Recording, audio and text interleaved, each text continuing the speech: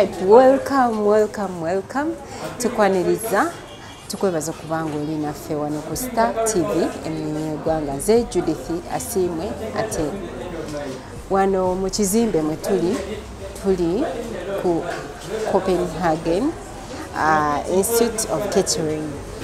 Institute eri wano ekisaasi era wano we tuli tugenda kubanga tufumba ebintu ebyenjawulo ne ba student ba wano abaana ba wano abayiga okufumba bayise ba chefs ab'enjawulo naddala ba chef abava mu Uganda Professional Chefs Union era bali wano naffe wano ku Copenhagen tufumba ebintu byenjawulo kyensosa okulaba ebadde enkoko waliwo abafumba pizza waliwo abafumba fish naye okusingira ddala tugenda kulaba ssaawa eno abafumbye enkoko bwetambudde newa wetutuusizza ate tulabe bwebeeyidde tugenda kubanga egenda kubanga efaanana etya bagirunze batya byonna tugenda kubanga tubiraba wano mu program efumbiro. Kyekusaba nti tuula okalire tufumbe n'abaana ba Copenhagen. I'd like to express our deepest gratitude for our unwavering support and commitment to Copenhagen International Institute of Catering and Hotel Management. Your willingness to visit and provide guidance to our students is truly valid. And we are grateful for your dedication towards their educational journey. Your availability and dedication to our institute are a testament to your passion for culinary arts and education. Your involvement will be undoubtedly have profound impact on our students, providing them with valuable insights, skills, and inspiration. So what you're going to do, we're going to do something simple because again it's time. So we're going to do what you call chicken fajita. I'm going to give you the recipe. It's already in my head here. They contain a lot of, sometimes a lot of ingredients, but I try to break a few. We are trying to use what's available here. You get? So I want you to be so attentive as I break down the recipe, chicken fajita. Are you ready? So, did I teach you how to write the recipe if you're coming up with the recipe? You have a heading and the recipe has 3 bodies. The recipe has 3 bodies. You have the ingredients, you have the quantities, and then you have also the methodology, the procedures, and how you're going to come up with that particular item. So I expect you to have a heading as chicken fajita, stroke, stir fry, but sometimes the ingredients tend to multiply or be subtracted. Now what you're going to do, one side, you're going to have one side as ingredients, and the other side, quantities. So you write one side, you make a line in the middle, the other side you write quantities. The recipe. Without a recipe, you can never produce anything better.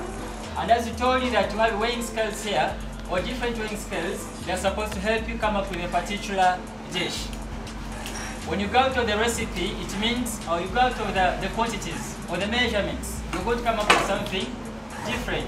So the chicken fajita, its recipe is, on the side of ingredients, we have chicken breast. Now the chicken breast you're going to, it means the chicken has no bones. It's boneless chicken, you understand? But then from this we're going to have long strips, of which we may call them julienne. So this dish here entirely, all the veggies, put these ones together. They're called bell peppers. That's when you come and break them down as green pepper, the yellow and the sweet, you understand? So all these ones are supposed to be cut in one shape, which is called julienne. Are we together? And that means even our chicken is going to be cut in julienne shape. So we're going to use the recipe now. I told you the chicken we're going to use half a kilogram. Should we use a kilo or we use half? We use a kilo. Okay, we're going to use 1 kilogram of chicken. And then next we're going to have 1 bell pepper. can be, sometimes you have some medium bell pepper. So since you're going to use a kilogram, so we shall need 1 large yellow pepper. All together. 1 large red pepper. 1 large green pepper. And we are going to use 2 large tomatoes. All together. We're going to use 1 carrot. Am I too fast? 1 carrot. We're going to use 1 sized onion. All together? Alright. So for you, after having these ones together, we're supposed to add in something else, but we're trying to catch up with the little time that you have. Now to start with, as I told you that the recipe has 3 bodies. We've already had our ingredients and the quantities. So what comes next? Thank you. My chefs are here. They're going to help me to go with a few things. As I go with a few things, I'm going to ask Chef Fred, the Mongolian, to help me work on the chicken, to have it in the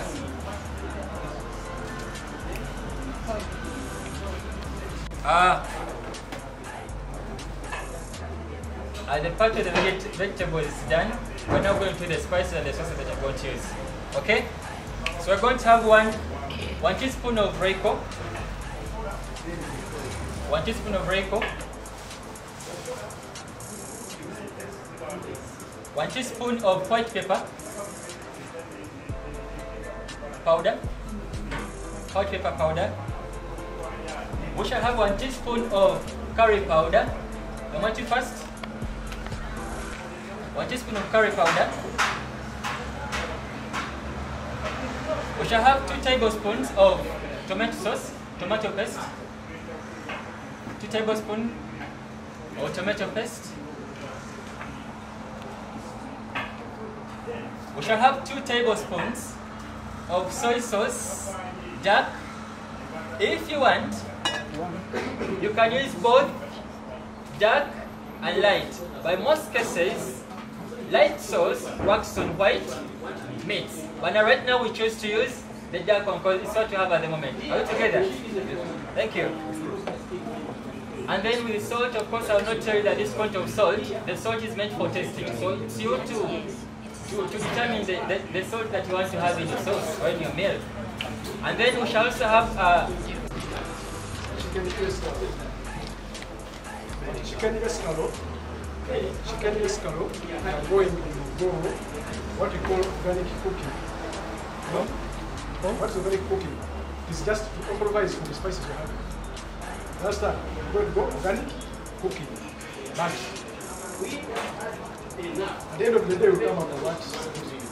So chicken escargot. Well versed with the knowledge in that particular item before you go to the internet and relate. For some of us, you go somewhere for training, you may go to Chef Jackie to train in something, and they're like, I know a few, I just want to perfect. When you go to someone whom you know that this person is really, really experienced, forget what you know, because you're paying your money, so forget what you know, and accept what this person is giving you. As time goes on, you can... Because shall we use the other part?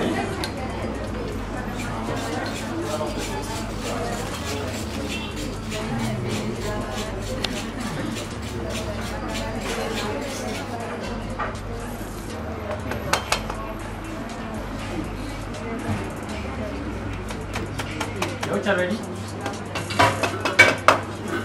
It's a little bit, not too much, like parboiling, half cooking. Any other name? Half cooking, parboiling. So I guess the salt is enough here because we always target for the salt to penetrate. Now the salt that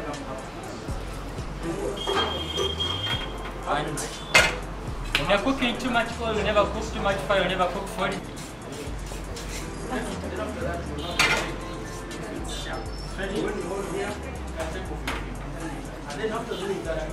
So I'm going to start with I'm going to start with the chicken.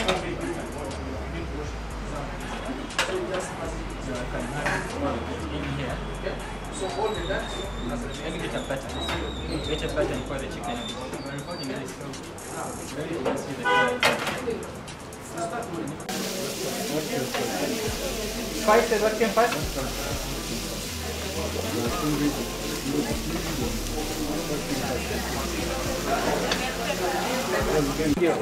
Curry powder, where is it? Around there. So remember you're doing this while your pan is on low heat, eh? Is it on low heat? Release a little bit. Can I get some little water around? Little water? Because we need to infuse the spices together. Yeah. Because if you don't, then they will be settled in just one area. And do something. You should not eat in hotels or restaurants, or even here alone. Now, can you have the tomato paste in here? This is about 2 tablespoons.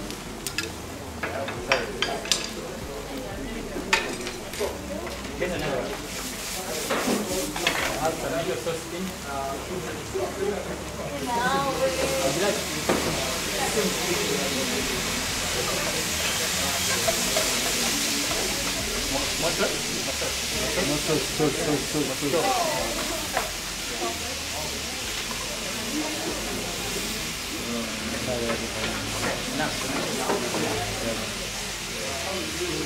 So as we're adding the tomato paste, the soy sauce is going to come in. Now soy sauce, I told you we have dark and light. Most cases.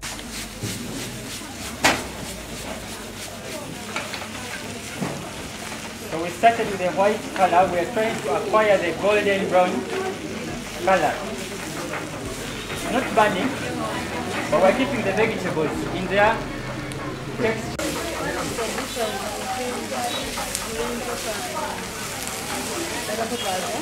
Now they're given one name as bell peppers, but now these ones are a little bit sweeter. You see the red pepper is actually sweeter than the yellow one.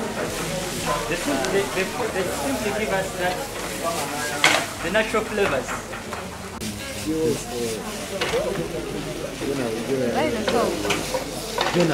Hey, can we taste? Just on the sauce. So our for video. Yeah. It's not fried like this. It has red, it has green, it has orange and each and everything. It must balance with the plate you're gonna use. Yeah. For that one you can either use that white one, you can use a black one, and can I borrow a kitchen cloth? It's a kind of Kitchen cloth you have. So since I'm not having any company aside, I'm simply going to fill in my plate. But remember, when you're plating still, your food shouldn't go beyond the brim of the plate. This part is simply for holding, for carrying. So your food is supposed to be inside the plate. That's why they put that brim there. I'll go to the second plate.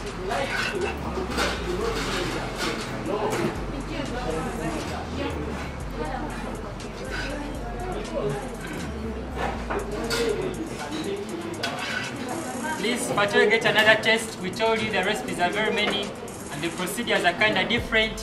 So don't stick.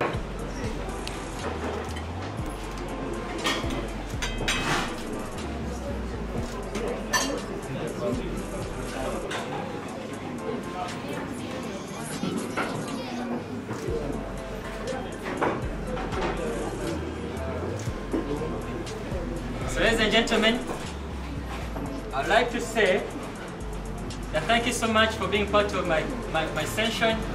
Thank you so much for paying attention. Thank you so much for I'm a cake guy. So pray hard, talk to management, make an arrangement, you call me back for the cake. You understand? And also get time and visit Ginger. Just see this as Ginger City Case Canary. Where your passion chef is coming from.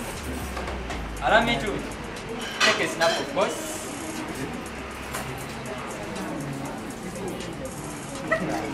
Is that okay? Kale bwe tutyo nakugambye tuli wano ekisaasi tuli ne bannaffe aba Copenhagen essomero lino lisomesa catering. Kakati wano wendinywe Chef Joshua, the passionate chef. Abantu babuuzeeko. Tuyanze nnyo, tuyanze gye mwebali kutunoonyeza ku UBC wano tuli ku institute bayita Copenhagen ngeno essomero lisomesa abakugu, abafumbi, abakola cakes, abakola buli kimu. So tuzenga union gye bayita Uganda Professional Chefs Union okulaba nti bangana tubabangulamu ebintu ate bye batamanyiire bwe bagenda okusanga ebirungi ki ebirimu, biki ebirimu, etubifunyemu ki, experience gye tufunyemu tuligezaako okushaalina naye biki bye tufunye mweno industry. No industry ennungi obanga wagingiramu ng'ogyagala, obanga ogingiramu nga bakukase please togenda kugifunamu. No omulanga gwe tukuli nti twagala ate gavumenti eyingire mu bintu nga bino etunemba hotel industry mu bashef kubanga batina nnyo mu industry ya tourism. Nebeera nti bano abantu ate bajja mu mahoteli balina ennungi Hotel management and tourism. Bagigatte balabe nti ate bashefu nabo yagala mu kintu kino. Mu Uganda tuna bashefu abalungi era kuba nti batuwa mukisa okulaga ebyo bye tusobola okukola bafa nnyo ku bashefu abalala abali mawanga amalala. Bino bikolebwa neno mu Uganda. So tubali tubasaba mubiconsidering ennyo ate mulete abaana ku Copenhagen Institute okulaba nti bafuna bino ebintu nga bino byenku. Chef kiki kino? Kino ki? Eyo dishi yanjawulo nnyo ate sijja kuginywa ekirungi tebakyogerera naye ng'erinnya lyayo bagiyita chicken fajita. Chicken fajita. Chicken Chicken fajita terina Luganda. Terina Luganda. Amasomero gaffe batusomesa ate aye batusomesaako just ebintu by'omuzungu byokka naye ate nga naffe obanga okomyeko ne ku butaka tulina ebintu ebyo ebirungi byetusooka ate nabo ne babyagala. So mulete abaana bajje bino ebintu babigatte ebyawano n'ebyebweru. Kati muno tutaddemu ki birungo ki? Enkoko. Enkoko terina magumba. Tugirunze tutya? Erinamu vegetables omulaba vegetable bwa njawulo obwa red obwa yellow obwa green ogamba ne size ogiraba nti gye tukozesezza butimbifaanagana. So mulimu si bingi nnyo kagamba tukakoze mu ngeri ey'okuyimba. Otuna okuyimba kulimu besi mulimu tambo mulimu piano soprano bass. Kakati otuna omukufumba nako akanza si kangi nnyo, kabaja si kangi nnyo, buli kimu omunyu si mungi nnyo kagamba buli kimu kibalansinga. Eno chicken fajita. Fajita ate ekola mu bika bya njawulo nnyo nga bya njawulo nnyo. Tusazeewo ogera n'eno style naye ate nga styles nnyingi nnyo. Tuyanza nnyo mwebaye kutukyaza ku UBC Star. UBC Star. Yes. Thank you so much. You're welcome. Kale, Chef Joshua. The passionate. The passionate chef. Yes. Biki betutunuulira n'ogamba nti kino tolina kyerabira ne kino tolina kyerabira ng'onoofumba chicken fajita. Obanga olifumba chicken fajita ekisooka mu byonna byonna omunyu togwerabira. Munyo. Ebintu byonna bisobola okubula mu mmere naye ng'omunyu muli. N'enkoko yennyini. N'enkoko yennyini ky'ekintu ekikulu kubanga oli chicken fajita ng'etonna bakujja. Naye enkoko kitundu kiwa woosala kubanga ndabye ennyama ng'eriko kagundi bakayita nako kabiifu kenyeka enkoko naye nga teriimu magumba. Exactly, yes. Twagala enkoko eyo eri wano eno okusaidia bagiyita chicken breast. Ennyama epati y'enkoko etaliimu nnyama nga etaliimu eggumba nnyama yokka gye twagala. Kakati ofuna eyo nkoko of course ebeera so ogisalamu pieces nga butonotono. Yes. Because onosala shape eno kitegeeza nti togenda otusize erinnya jjukira zino pasi zetusalamu nazo ziba zikulagira nti owaayi kino kyogenda okufumba kyetaagisawo ekiti tetumala gakolesawo eshepu yonna yonna nga tufumba chicken fajita. So oli strictly bulongo strips ensonga lwaki ne buvegetable waffe obulaba nti nabo buli mu shape y'emu. Eyo shape mu luzungu bagiyita julienne, si julieti julienne, oba bulabika bulungi ne bukalazi. Oba mwe mulifa erinnya eryo fajita. naye oluzungu lubeera lungi lubeera lungi ozikana ekirala mulimu flavors awo wetongeramu kakati oyo oyinza okugamba nti butto tumwetaaga naye ate nga si mungi oyinza okusala nagamba nze siya butto mungi kitegeeza ogenda kunoonya butto atalina masavu mangi nnyo kakati nga gwe bayita vegetable oil obanga tufunye vegetable oil butto talabikamu nti kakati olaba ekintu kino okifumba nga okyagala naddala passionate chef ng'okyagala oli tajja kulaba butto oba okakozesa nakozesa kabuto katini nnyo obanga tofunye kabuto osooka ossayo kabata katono nnyo yatako kabata kajja kukolanga butto ate katekemuko n'akawoowo yekugamba obanga oli kutestinga eno fajita buli kyoba oteseemu oba okiwulira sikulya bulinti owayenga linoma nti oba kikya buli kyoteseemu oba okiwulira fajita ndaba ne kakaroti ako nako nokasala mu sayizi emu nga gyosaze enkoko ate totekeddwa kafumba nnyo because tugezaako sigala mu tekisa yeyo ng'olya karoti n'ogifiiringa si kulya karoti nga ogimashinze nnyo tejja kuwooma ogirekamu okwo mubisibisi kayidde naye tekayidde nga tekayidde ate ne sheepu esigala obanga okasaze bwotyo sheepu yaako esigala eyako kafajita olaki ne pepa byonna ne green pepper n'akatungulu nako nkalabye kano kaki kano ako bakata ka rosemary ako kalitwongeramuko akawoowo ka flavor naye ate oba ng'oyise wa kamera n'asembera kumpi olaba nti bwe bulina art gye bwongeddeko kubanga tetubisangusa okuba ekifaananyi abantu bano waliwo ng'onookuba ekifaananyi samuya mu kibira n'olaba omuti gwa ovakado ogw'ennyaanya ogwaki kyekiri ku sowaani kimu kirigirabisa bulungi. Wow.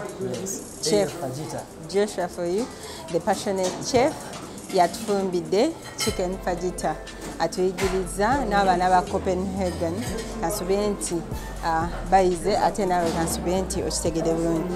Sebo chef tweyanziza. Obwagazi obw'ebintu bino obujjawa? Ebintu bino wakisoma n'ogamba ati kankisome naye ne mu kukola omuntu alabira ddala ng'olina okwagala kungi. Ate nze abe wange bagendako buli omu atya bambuuza nti okukkiriza kwera mu kino ekintu obwagazi bwena nsobola okwetulisizaako bobo. Yes.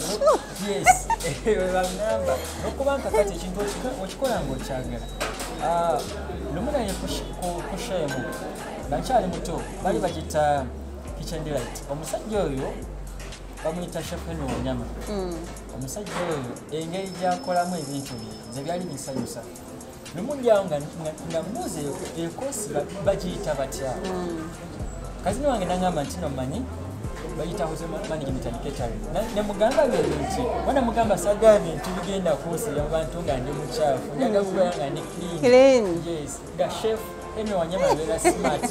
Nenyumba kino kyenjagala era njagala okukakasa nti omusajja oyo eyampa expression yamanyi okuyingira muno field ensonga lwaki mulaba nti era ndi smart endembe oba ofumba ennyo n'okuba ng'oli muyonjo ng'ojja oyagala buli kimu ky'okola obwagazi bw'okufumba n'okugamba nti kangende nsoma okufumba somera okufumba kwaviira ku TV naye ate n'ewaka nze nga baganda be bonna basobola okudda bali neŋŋamba nze ngenda okufumba.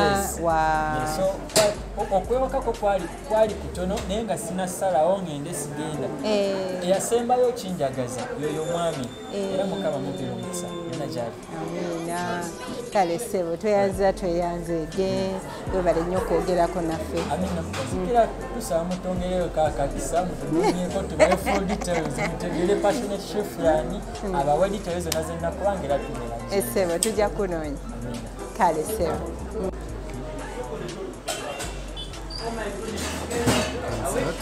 Buterevu omulabi waffe oli ku Star TV eminyenye eggwanga program effumbiro wano wendi ndi ne Sava Amil Kiria ali wano naffe y'omu ku ba student ba wano Copenhagen agenda kubanga atestinga emmere yaffe gye tufumbye enkoko bagiyise batya?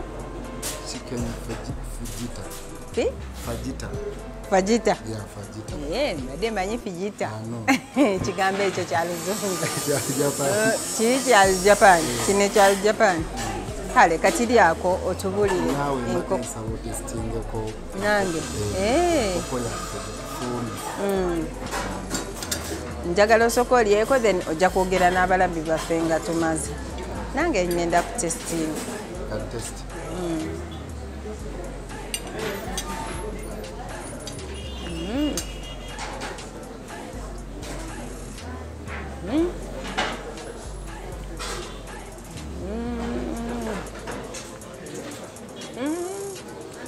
Kawoomu nnyo. Weeyongere. Nabuuziza ba student bonna ne baŋŋamba gwa alina appetite ennungi ey'okutestinga for TV. Tukikole. Testinga. Yes. Ekyo. Ekyo.